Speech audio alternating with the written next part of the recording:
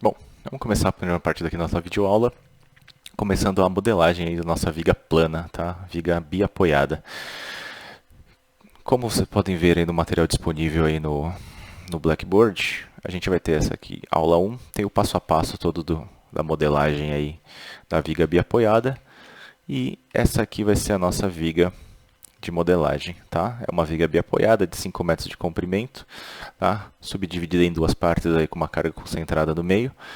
É uma viga de 25 por 45 centímetros. E a gente tem três carregamentos aí atuantes nela, né? Um peso de peso próprio, um de sobrecarga operacional e uma de carga concentrada de 4 kN, tá?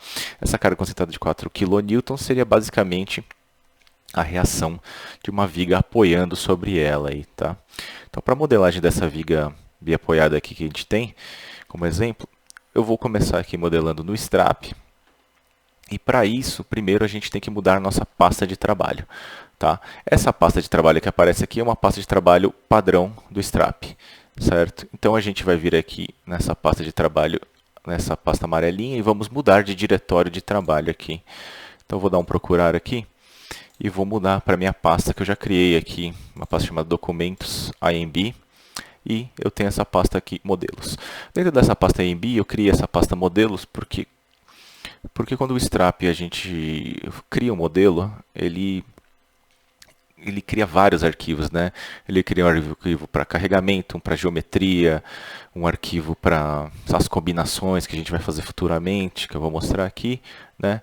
Então, eu deixo todas as partes dos modelos criados aqui dentro dessa pasta modelos, tá? E aqui fora, eu deixo esse espaço em aberto para a gente poder salvar os arquivos em DWG e DXF, que futuramente a gente vai criar os modelos em AutoCAD e exportá-los para DXF e importar no Strap aqui já com a geometria pronta, né? Criado tudo com linhas ou outros tipos de elemento no próprio AutoCAD, tá? Então eu vou abrir a pasta modelos aqui e vou começar a trabalhar dentro dessa pasta. Dentro dessa pasta modelos, vocês vão ver que está tudo limpo, tá? Não tenho nenhum modelo ainda criado. Então eu vou começar aqui meu arquivo novo, né? Um novo modelo. Eu posso clicar aqui no ícone, que esse primeiro ícone aqui é novo modelo, ou simplesmente vir em arquivo, tá? Na parte arquivo aqui eu tenho um novo modelo e nesse primeiro ícone também um novo modelo. Então eu vou criar aqui no primeiro ícone. Eu vou chamar aqui de aula 1, viga apoiada, e vou dar um OK aqui. Esse vai ser o nome do nosso modelo, tá? O nome do modelo aí vai de como você quer. Geralmente a gente cria por um nome muito específico, ou às vezes no final mesmo a gente até adiciona datas para ficar de uma maneira mais fácil da gente achar os modelos, tá? Ou descobrir qual que é o modelo mais atual, apesar de ele aparecer aqui, as datas, né? Mas qual que é o modelo que você rodou pela última vez, tá? Ok. Então nessa pasta, quando a gente dá o OK, ele vai começar um novo modelo. Então ele pede aqui as propriedades do modelo que a gente vai iniciar. Então, nossas unidades de trabalho aqui vai ser metros, porque a nossa viga está em metros, né, 5 metros. E os nossos carregamentos em kilonewton, porque eles lá estão em kilonewton. O tipo do modelo a gente tem pórtico plano, pórtico espacial, grelha, treliças, né? Então, no nosso caso, a gente vai começar trabalhando com pórtico plano. Quando a gente começar a trabalhar mais para frente com 3D, modelos espaciais, a gente parte para o espacial, que ele já vai incluir aí o nosso eixo Z, né? No caso aqui do strap vai ser o X3, certo? O selecione o método de criação do modelo, a gente tem três tipos aqui, né? A gente já pode começar um modelo com alguns já parametrizados por ele, né? Todos os modelos 2D, como modelos de galpão, pórtico plano, pórtico de galpão, virendeu, tesoura com colunas, tesoura triangular, tesoura com banzo reto, trapezoidal, pórtico treliçado, treliça contraventada, treliça Fink de 3 vãos, tá? E aí você, a partir disso aqui, ele já te dá os parâmetros, ele vai te perguntar as distâncias, tipo de material que você usa, perfil e etc. Já muito específico, tá? Então, no nosso caso aqui, eu vou dar um cancelar aqui para voltar. Com o modelo de eixos, eu já deixo os eixos criados, caso você tenha uma plana de forma, né? Ou alguma coisa parecida, ou uma estrutura metálica já com eixos pré-definidos entre colunas ou entre vãos, você já pode começar com os eixos criados. E aí a gente pode entrar no continuar aqui, que o continuar eu vou começar do zero, né? Vai aparecer uma folha em branco aqui para a gente começar.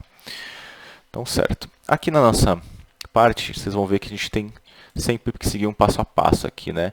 Então, por exemplo, quando a gente terminar de criar a geometria, a gente parte para as cargas. Quando a gente terminar de carregar o modelo, a gente vai aparecer a aba de resultados e assim por diante, tá? Para a gente podendo criando isso separadamente aí, né? Ou seguindo a sequência de abas aí. Tá? Aqui no canto inferior direito, a gente tem todos os tipos de criação. Temos aqui nós, os apoios, barras, elementos, que no nosso caso aqui são os elementos planos, pode ser uma laje, pode ser uma placa, e assim por diante. As molas, né? Molas que podem servir para simular solo, simular ligações que não são tão rígidas, né? Copiar aqui os objetos, criar estágios de modelo e submodelos, que a gente importa outros modelos aí para trabalhar em conjunto com o nosso modelo, tá? Então, tudo que a gente for criar aqui no Strap vai ser obrigatoriamente interligado com nós, tá? Porque ele vai sempre calcular de nó a nó. Então, para a gente criar uma barra, a gente precisa ter um nó no começo e no fim da barra para ele poder ler essas informações ou calcular, sempre ligado de nó a nó, tá? Então, para a nossa viga biapoiada, se a gente vier aqui, a gente tem aqui, por exemplo, um nó inicial aqui, para a gente poder colocar o apoio, né, e o início da nossa viga, um nó intermediário para a gente separar aqui e colocar a carga concentrada, e um nó final aqui que determina o final da nossa viga, e a gente pode adicionar o nosso apoio aí, tá? Então, eu vou começar criando os 3 nós, tá? Nos nossos nós lá, se vocês notarem, então a gente vai ter aqui um nó, se a gente for criar por coordenadas, né? Aqui um nó no 0, 0, que é o primeiro nó que a gente vai criar. O nó intermediário aqui, que vai ser 2,5 e 0, né? X e Y, né? 2,5 em X e 0 em Y, em linha reta. E depois o terceiro ponto aqui, onde a gente vai criar o terceiro nó, que vai ser 5 metros, né? 5 e 0, 5 em X e 0 em Y, isso nas coordenadas aí globais, tá? Então, como a gente vai determinar? Aqui, a gente tem o eixo de coordenadas globais, tá? x1 e x2. No nosso caso aqui, x1 é x, x2 é y, tá? Então, começando a criar aqui, eu vou clicar aqui em nó. Vocês vão ver que a gente tem vários tipos de nó para serem criados, né? A gente tem um nó simples, que a gente vai criar um por um, uma linha equidistante de nós, né? Uma linha não equidistante, grelhas, equações, que a gente vai ver mais para frente, deletar nós, mover nós, mudar o sistema de coordenadas dos nós, unificar os nós ou renumerar os nós, tá? Então, vamos começar criando individualmente, né, os nós, e aí ele me aparece aqui o método de criação. Aqui embaixo, vocês vão ver que aparece a coordenada em x1, que a gente vai digitar, x2, e depois aparece esse tal de dx1 e dx2 aqui, né?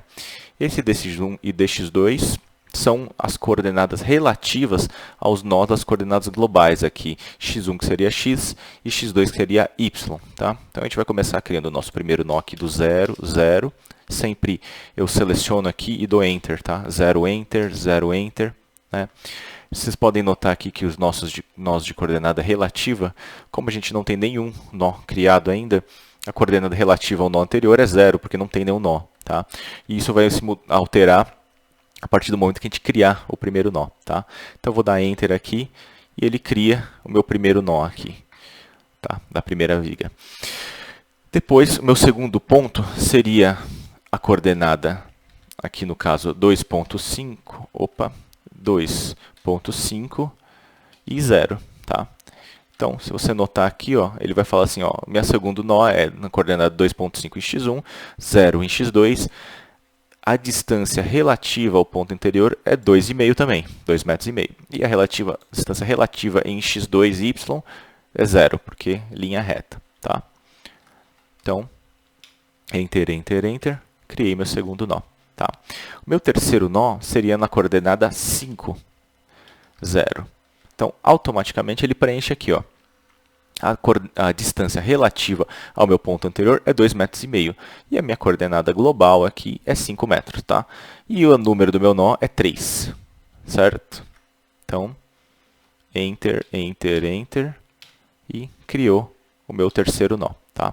No nosso mouse aqui, ó, o scroll, a gente rolando para frente ele aumenta, a gente rolando para trás diminui, e o double click com o scroll ele coloca tipo um zoom extends aqui na tela, como se fosse aí no AutoCAD, trabalha da mesma forma.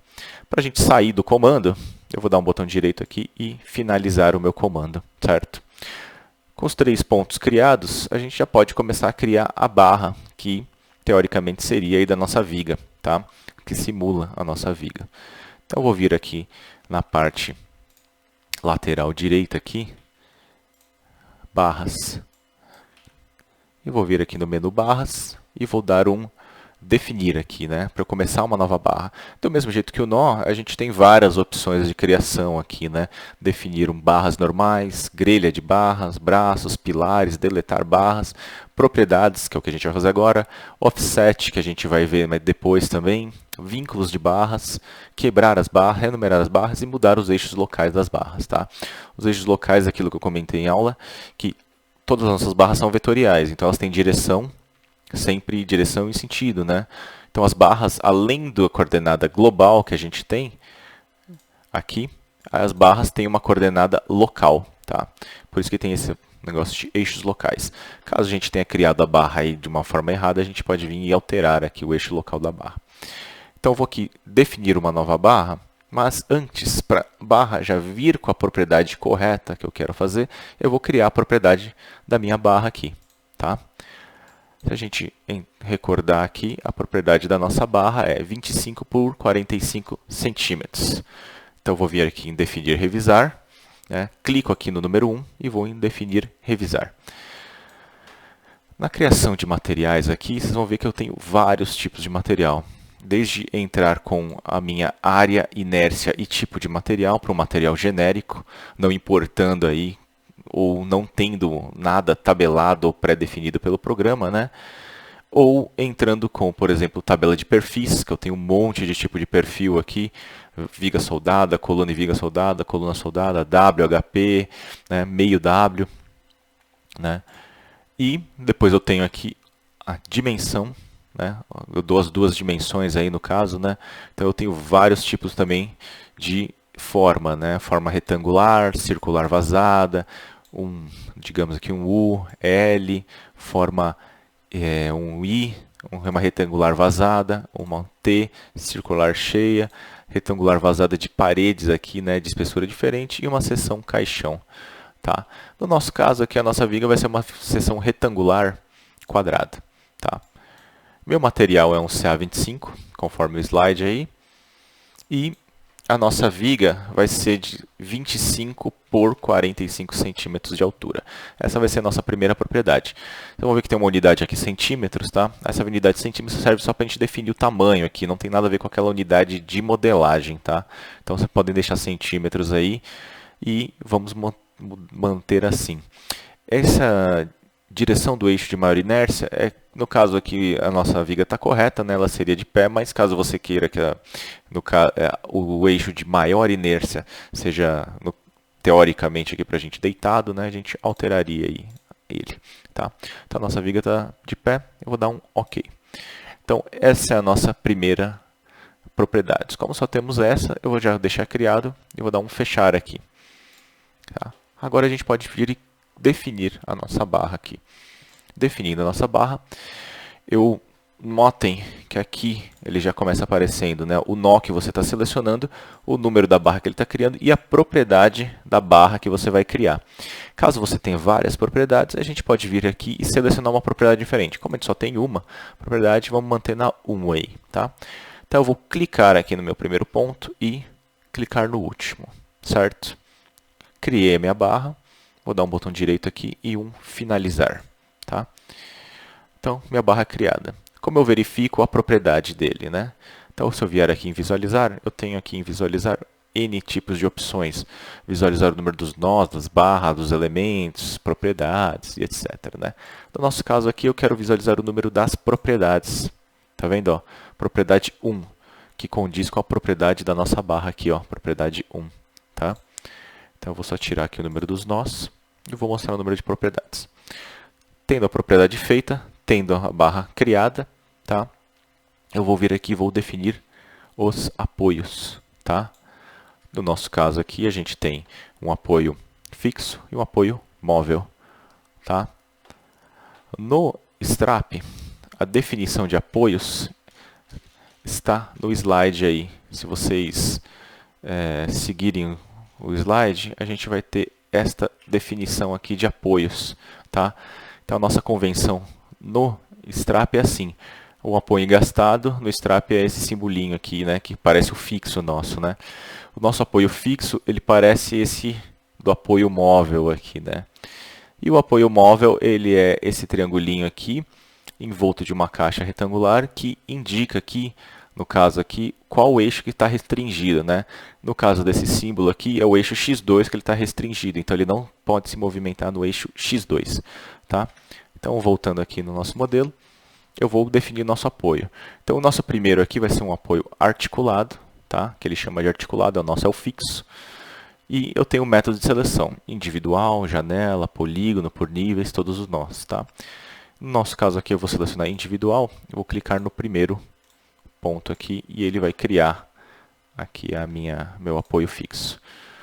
Depois, meu segundo apoio é um apoio móvel. Então, eu vou ter que selecionar aqui o outro apoio e vou ter que falar para ele qual é a direção aqui, ó, direção restringida na translação do eixo x2. Tá? Então, ele não se pode se movimentar no eixo x2. Tá? Então, eu vou dar um OK aqui. Individual. Clico aqui no meu segundo apoio e pronto. Toda vez que eu quiser sair do comando, botão direito, finalizar. Então, aqui eu já tenho definido minha geometria. Tenho o apoio, tenho a seção geométrica, tenho o material que eu estou utilizando, né? E posso verificar aqui. Se eu quiser, por exemplo, renderizar, ele tem essa caixa de diálogo aqui, ó, um quadradinho vermelho e preto de fundo, que ele renderiza a minha viga. Estão vendo? Aqui no nosso caso está 2D, não vai mudar muita coisa, mas ele tem uma dimensão pelo menos, né? Criada a geometria, a gente pode começar a criar as cargas, tá? Então, vou vir aqui na parte superior no menu Cargas e vou criar os meus 3 carregamentos que eu tenho no slide aí, que é de peso próprio, de sobrecarga operacional aí, ou de utilização, e a nossa sobrecarga aí, a nossa carga, na verdade, né, da reação da viga V2, tá? Então, para a gente criar um novo aqui, eu vou vir aqui sempre, né, a gente vai criar sempre tudo separado, né, peso próprio separado da sobrecarga aí de utilização operacional, separado da carga da viga, reação da viga, tá? Então, eu vou clicar aqui em novo carregamento e vou dar um nome do meu carregamento. Aqui, meu carregamento vai ser peso próprio, certo? Então, eu vou dar um OK. Bom, como a gente pode, do mesmo modo que a gente cria, né, a gente também tem um carregamento para cada tipo de material. A gente tem carregamentos por nós, por barras, em elementos, de recalque, combinar os carregamentos, cargas globais, né, que não dependem do elemento, você pode aplicar em todos os elementos, copiar um carregamento ou finalizar o nosso carregamento aqui. No meu caso aqui, minha barra aqui, minha viga, né, ela é uma barra. Então, eu vou definir um carregamento de barras. E vou vir aqui em definir e vou vir em peso próprio, né? Para a gente carregar o peso próprio da viga. Só que aí vocês vão ver que a gente tem vários tipos, né? Carga uniforme, linear na barra, né? Com o valor de começo e fim de uma barra. Uma carga concentrada na barra. Uma carga linear, linha, que vai ser, na verdade, ao longo de várias barras. A gente pode definir aí não para uma barra, para várias barras, tá?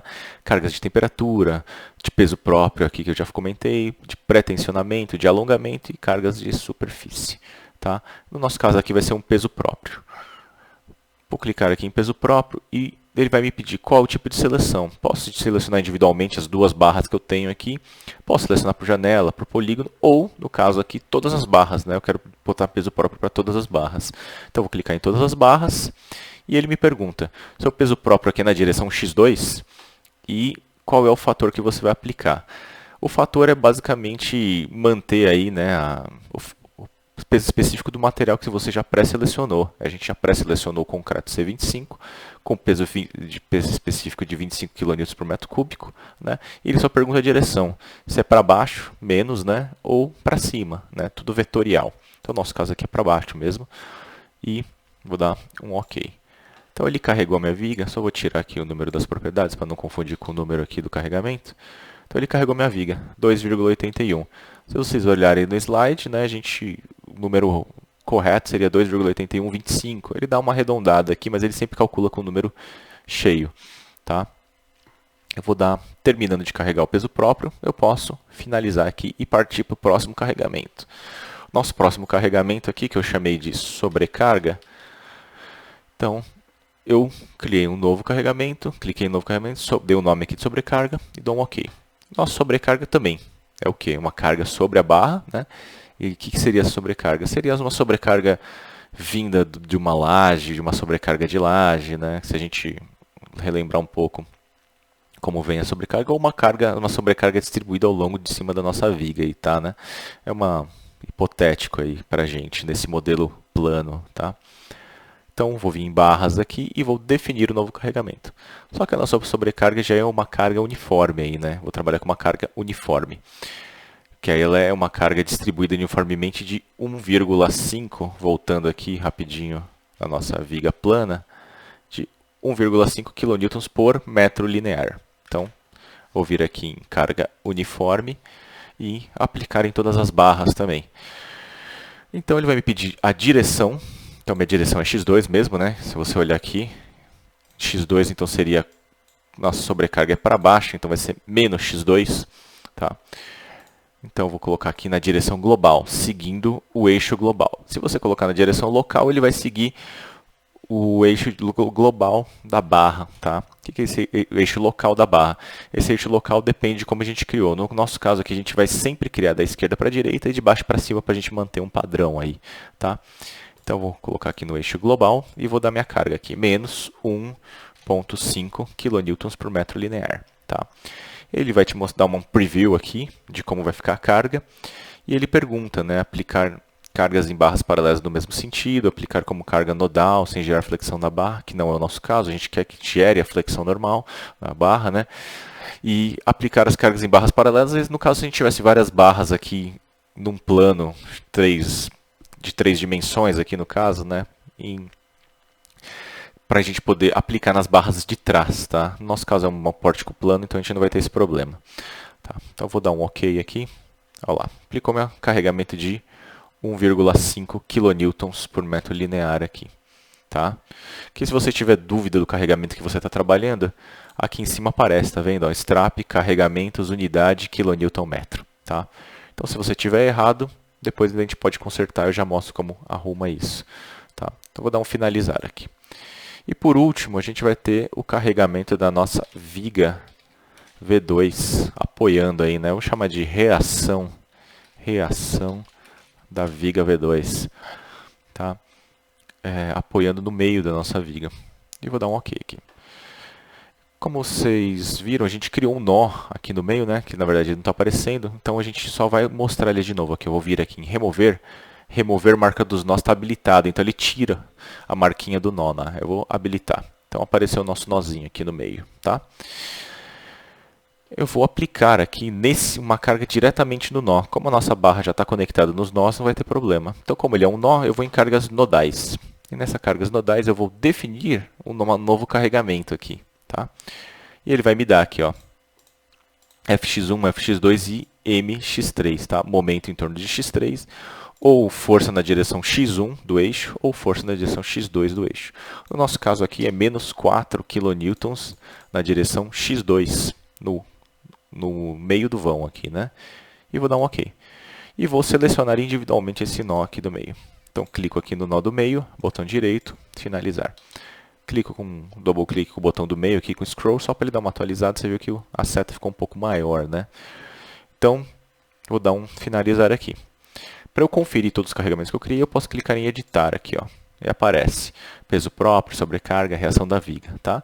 Caso você tenha mais carregamentos, alguma coisa errada, você pode vir aqui, clicar aqui que você edita o peso próprio, enfim, ou você pode vir aqui e editar a sobrecarga, caso você tenha criado errado, ou a própria reação da viga aqui, você pode editar individualmente aí todos os carregamentos, tá? Definido isso, a gente pode voltar aqui para a geometria só para a gente salvar o nosso modelo para não ter problema. Então vou vir aqui, arquivo, salvar, tá? Volto aqui para cargas e vou mandar calcular o meu modelo, tá? Clicando em calcular aqui, ele vai me aparecer isso aqui. Ele pergunta aqui o que a gente deve fazer com a matriz de rigidez. Como expliquei em aula aí, a nossa matriz de rigidez, no caso, é a que salva todas as propriedades geométricas aí do nosso modelo, né? Seriam as seções geométricas, né, da peça, o módulo de elasticidade, né? No caso aí o material que a gente está utilizando, tá? E ele sempre roda duas vezes. Vocês vão notar aqui que ele roda duas vezes. Ele roda o modelo, né, a geometria, e depois ele roda os carregamentos em separado, né? Como o modelo é muito simples, ele vai rodar rápido, tá?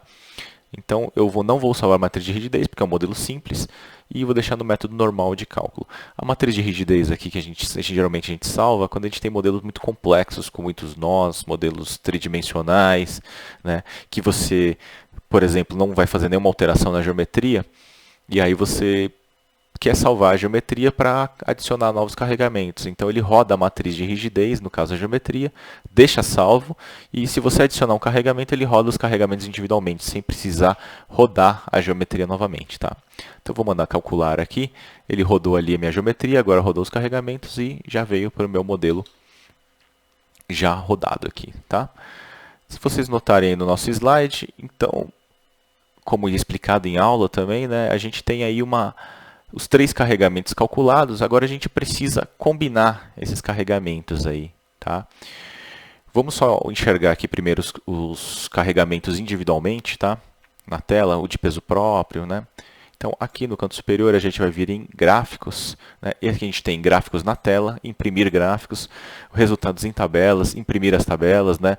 No caso de vocês, aí vai estar um pouquinho diferente, que a minha versão é 2011, né? Então ele não está separando, mas no de vocês vai estar separado gráficos numa parte, e na parte inferior aqui vai estar a parte de impressão, né? A impressão das tabelas, impressão dos diagramas, tá? No meu aqui está junto, porque minha versão é 2010, um pouquinho mais antiga. Tá? Então eu vou vir aqui em gráficos, vou clicar aqui em gráficos e eu tenho todos os meus tipos de resultados aqui, né? Então aqui no caso vai ser o tipo de exibição, barras, diagramas de resultados, tá? Ficou meio torto. E o nosso resultado aqui vai ser momento em torno do eixo X3 e o nosso momento do carregamento peso próprio, tá? Então, eu vou dar um plano de resultados aqui só para ele ficar no plano correto, tá? Ou o plano X1 ou o plano X2, né? Isso aí vai ter mais sentido quando a gente trabalhar no 3D. E vou me dar um OK aqui para eu enxergar os gráficos de momento do peso próprio na barra, tá? Então, vou dar um OK aqui. Então, aqui, ó, se vocês olharem no slide calculado, né? A gente vai chegar no valor de 8,8, né? No strap aqui arredondado, tá?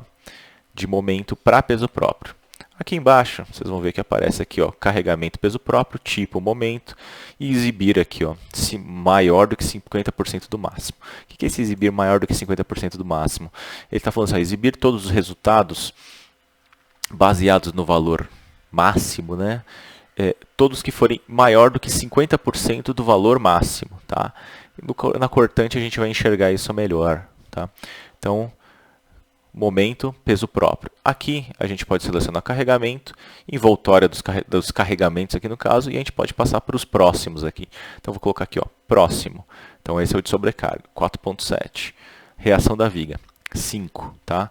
Os cálculos aí são feitos aí no próprio material aí, né, no slide, tá?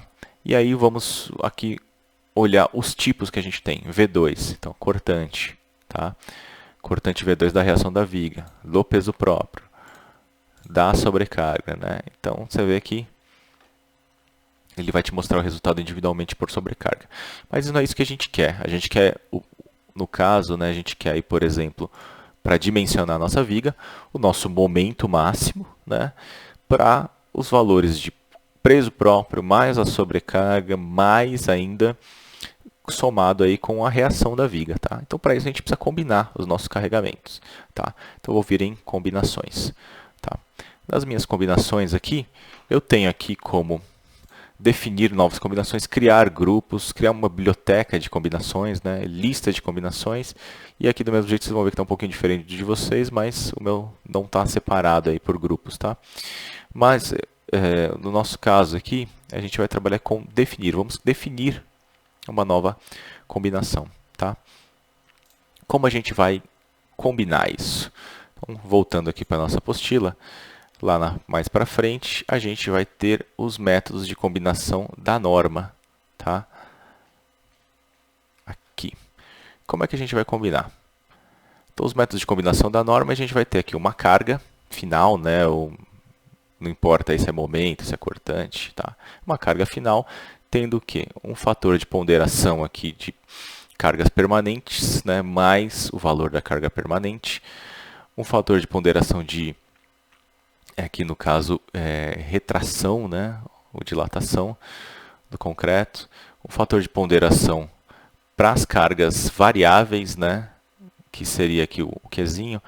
Para a gente combinar as cargas variáveis, vocês estão vendo aqui que a gente tem uma carga variável principal e uma carga variável secundária com um fator de ponderação aqui, ψ0, né? Esse ψ0 aqui ele vai ser o fator que vai reduzir a simultaneidade das cargas, né? E um fator de ponderação aqui para a temperatura, tá? Então, é isso que a gente vai calcular. Então, no nosso caso aí, para as cargas permanentes, a gente vai ter um fator de ponderação aqui de 1.4, tá? E para as cargas variáveis também 1.4, tá? Depois tem protensão, recalque, nossas combinações de ações normais, tá? Então, eu vou colocar aqui, ó, peso próprio 1.4, minha sobrecarga, que é uma carga variável, 1.4, e minha reação da viga, 1.4, tá? Então, eu vou chamar aqui de ELU, tá? Estado limite último, tá? Que é aquilo que a gente viu lá na nossa tabela das combinações de estado limite último. Porém, se vocês notarem aí, se vocês utilizarem a planilha de KCKS, né, ela já vem embutido 1.4 dentro da planilha, né, dentro da tabela, né, na verdade. Então, a gente não precisaria, no caso, colocar aí o nosso fator de ponderação 1.4, né? Como ele já está embutido na tabela, a gente vai trabalhar com os resultados puros aqui, tá? Com fator 1. O que é esse fator 1.4, né? É a multiplicação da carga. A gente tem o peso próprio, né? O momento de peso próprio vai ser multiplicado por 1.4.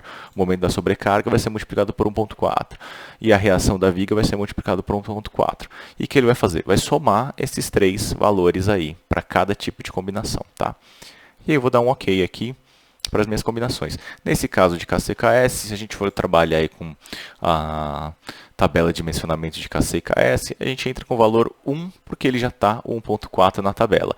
O 1.4 aqui em cima, a gente vai ver as cargas já com os fatores de ponderação aí majoradas, né? Para a gente poder trabalhar aí ou calcular pela linha neutra, tá? Então, se vocês notarem, eu já tenho aqui embaixo aparecendo a combinação.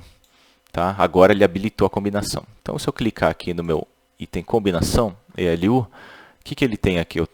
Já me apresentou aqui.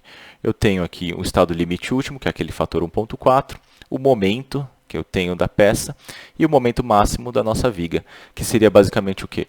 O peso próprio multiplicado por 1.4, mais a sobrecarga multiplicado por 1.4, mais a reação da minha viga multiplicado aí por 1.4 também.